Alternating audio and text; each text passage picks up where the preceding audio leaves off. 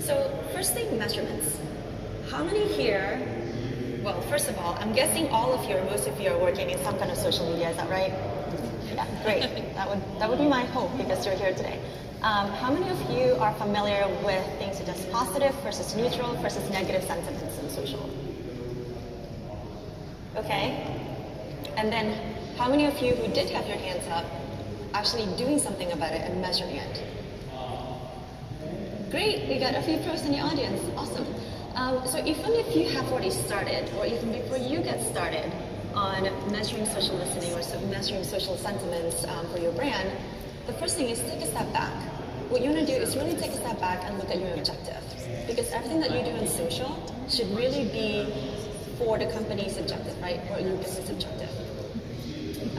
Typically with the framework that we have in regards to measuring anything, whether it's about social listening or not, is looking at your business objective, and based on that, what are your social objectives? And your social objectives could be three different things. It could be an evergreen campaign.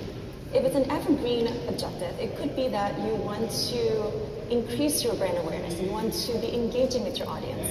That is something that's evergreen. Versus if it's a campaign specific, versus perhaps if it's a platform specific.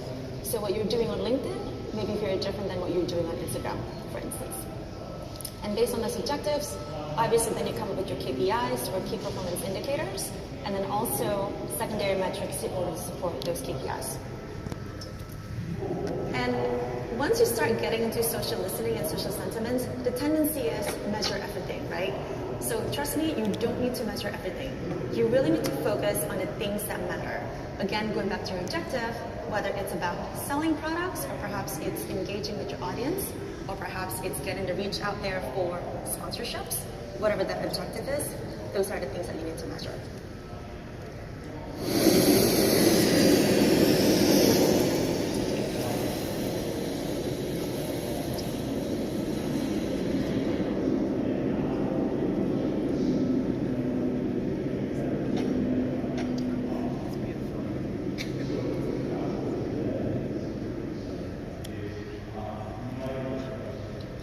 That's our campaign on Planet of Plastic. I don't know if you caught it, but when you first saw the video, what did you first see? Iceberg. But then as the video continued, then what did you see? Plastic bag. A plastic bag, right, floating in the ocean. So Planet of Plastic is our initiative to help reduce the single use of plastics, such as a plastic bag, or perhaps plastic straws. So let's talk about this campaign in regards to social sentiments. In this case, you can't really see it, especially if you're in the back, so I'll read through some of these with you. What this chart is, the gray bar would be the number of comments specifically for the post on Planet of Plastic. The blue bars would be the emotional comments. So an emotional comment would be if I say that I'm very ecstatic about the latest issue of National Geographic on Planet of Plastic. So that's an emotion, right? Versus if, let's say, I'm just saying, I received my issue of National Geographic today. There's no emotion associated with it. So why are we doing that? We're looking at the emotions because we need to separate the noise, and we'll talk about that in a little bit. Other things that you see here as well would be the top words that people are using in their comments. In this example, it's specifically Facebook. The first one is plastics, no surprise. The second one is bags, also no surprise. But then you also see things such as straw, paper, ocean, problem, trash, and then humans. So understanding and categorizing the various comments that we're seeing, we can see what people are really talking about in regards to this campaign. So categorizing them further, this is basically a list of the various emotions that we have from the Planet of Plastic. We've got enjoy, we've got love, so obviously those are positives. But then we also see things such as sad, hate, dislike, idiot, annoying. So those are all negative. But looking into it more, it doesn't mean that the negative comments are negative towards us. A lot of the positive comments that we're getting, it's really about supporting the initiative. Perhaps it's about the cover, or perhaps if based on the video, it's about the video. A lot of the negative comments that we were seeing in regard to this campaign is really more about the topic itself. And commenting being commenting what it is in social media, there will be people who are not supportive of this initiative. And then there are other commenters who are now stepping in, and then they start having their discussion. So a lot of these comments are considered negative as well. So most of the time what we see here is the negative comments are not towards our issue or our magazine issue to be specific, or not towards our brand. So what happens when you do see negative emotions in your social listening? The first thing that we typically do is, what are the emotions towards? Is it towards your brand, your company, your product? Is it towards your service? Is it towards an employee? Is it towards other fans? Perhaps there are trolls out there. And what is it about, really? Because then you can't just say, oh, we've got X number of comments or X number of tweets, and by the way, 70% of them are positive, and then the other 30% are negative. I guess that's good to know, but you really need to get into the deeper dive into that and then understanding the context and see how it can really help you. So let's take a look at a few examples. In this case, with the negative emotions, just an example of this seal pop, and it's saying the incident highlights just how pervasive plastic pollution is. Even the smartest marine animals are falling prey to the deadly epidemic, planet or plastic, and it's about how a seal pup died with a plastic wrapper in its stomach. The first few comments here are positive, and it's in the support of our initiative. The last one is not supportive, and it's doubting climate change. So again, in this case, you see both positive and negative, and then you're trying to understand the context of all of these comments. So again, what to do with this information?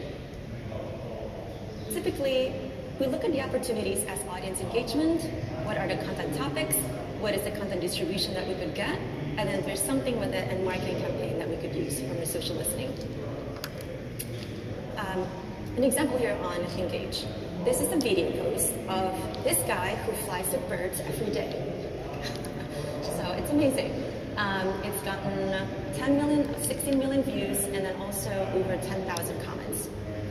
And the comments are also amazing. If you here, they're talking about the behavior of the birds. And there were some confusions about the birds. There were people concerned about the birds. Again, you're talking about National Geographic audience. When we put a post about animal versus about a person, guess which one will get a higher engagement? The animal, most likely. Not always the case, but most likely the animal. So in this case, we know that our audience, they may be concerned about the birds, like what if they get hit by this guy? So then our social media team jumped in and clarified that. Other people are jumping in with their own expertise of this bird. Somebody was explaining about the species and everything else. Another example here is our race issue on National Geographic magazine. So in this case, the cover of the magazine, and this is supposed to launch the announcement of this particular issue. It's a picture of these fraternal twins. And again, it's about a race issue. So audiences are engaging about this, and this is something that's very relevant, right? So we did get both positive and negative comments. And one of the positive comments that we got was a picture of a mom with her daughter, and they're basically relating to the cover of our magazine here. Another example of engaging with the audience is our gender revolution issue. In this case, we put a transgender girl on the cover of our magazine. And a lot of people were commenting about, why are you putting a transgender girl, not a woman or a grown-up, on the cover of your magazine? So to respond to that, our editor-in-chief wrote an article about why we put a transgender girl on the cover of the magazine. So again, it's understanding and listening to the audience and responding to them in the right way. Another example of engaging here is I did blur the post because some people may find it disturbing. This is based on our face issue where we follow a woman named Katie Stubblefield who underwent a face transplant. So in this case, we got tons of comments, emotional comments specifically. And one of the ways that we're engaging with them is because there are a lot of questions and people are curious about the science beyond this as well, is that we had a Reddit AMA or Ask Me Anything with one of the lead surgeons. So that information will be posted and announced on our Facebook post as well. Okay, so let's go back to the plastic example. This is the chart that we saw before. The one that I highlighted is for the word straw. So in this case, we were talking about single-use plastic, we were talking about plastic bags, but then we also noticed that people were talking about plastic straws. So in this case, our travel team wrote an article about how different companies within the travel or hospitality industries, that they're starting to ban plastic straws within the properties, whether it's cruises, hotels, and so on. So that's definitely an opportunity in regards to content. Another thing is timing. So this is a post for one of our programs or series late last year called The Long Road Home. And in this case, what you can see, again, you got the blue columns and then the gray columns. The gray columns are just tweets, and those are tweets by hour. And then the blue would be the emotional tweets, also by hour. Guess why they're set in the middle? It's a TV program, so people were tweeting when the program was aired. Makes sense, right? So that one's no brainer. Another thing to look at for timing is, especially when you're running a campaign, is looking at, on a daily basis, what are the emotional comments, what are the emotional tweets associated with this campaign? So in this example, again, it's a little bit hard to see on the screen. The biggest spike that we see here is we got 17 posts on that day. However, 2 bars before that, we had 20 posts in that day, but we didn't get as many comments or as many emotional comments. So then it's our job to go back and look at it and say, okay, why? What happened? We did more posts that day, but we didn't get as many engagement as we did on a different day with fewer comments, with fewer posts. So I don't know if I just made it look like it's easy, but it's not. There are definitely tools to help you with getting all this unstructured data, but then at the same time, our analysts are still going in there and then reviewing the tweets, reviewing the comments to make sure that we are getting the context that are relevant and then that we are getting some actions out there based on the information that we have. So in regards to challenges, data collection and unstructured data that we just talked about. So there are, again, tools to get that information. Separating the noise, I think, is a little bit harder because then it's easy to just get the categories and say, oh, X% sad, X% love, but really reading the comments and reading the tweets will really help on that. And then also volume, right? Whether it's a lot of volume, too much volume, or perhaps lack of. So in separating the noise, here's an example of a post about baby orangutans and their rehabilitation. So they have to go to baby orangutan school. The middle part of the comments here, they're very relevant, and they were talking about how awesome it is or how sad they are for the baby orangutans. But then, on your right, you see a picture of a sandwich. I don't know what the relevance is between the picture of the sandwich and the orangutan. And then somebody made a joke about it, and then somebody, and you're just gonna see a lot of tagging too, whether it's on Instagram or Facebook. And on Instagram specifically, also going to see a lot of emojis, and sometimes the emojis are relevant. And the tool that we're using, we also look at not just text but also emoji to indicate emotions. But in this case, that's not as relevant. So again, really important to just understand what's really part of the context around.